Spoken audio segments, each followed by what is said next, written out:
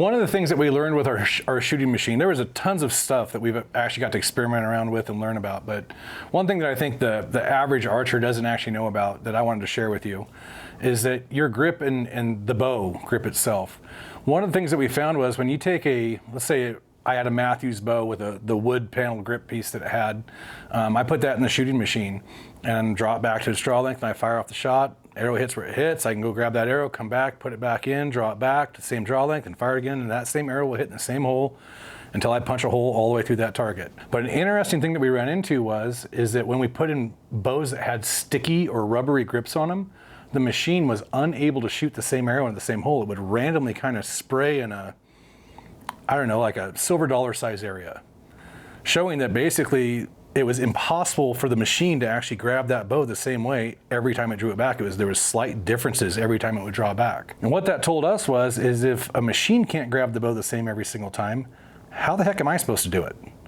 I already have enough struggle with my own repeatability as a person anyways, but when you add on top of that I'm in hot weather and my hand's sweaty, another time I'm in cold and my fingers are swollen up or whatever, I mean, your hand changes its texture and its feel all the time. So how am I able to do anything that is going to allow me to get the level of consistency that I want? Well, first and foremost is any bow that has a sticky grip could be potentially punishing you. And it's in your best interest when picking out a bow grip to make sure that you're using something that's slick. The stickier it is, the harder it is to actually repeat. One of the things that we ran into when developing our hooter shooter grip was the first original prototype did not repeat shooting the same arrow in the same hole. So we thought, oh, it's not grabbing the same. So we took some sticky, like tacky type stuff and stuck it on the grip, and it started spraying worse. And so we thought, okay, well, if sticky made it worse, then if we go slicker, maybe that'll actually be better. So we made it real slick. We use a UHMW plastic, which is really slick.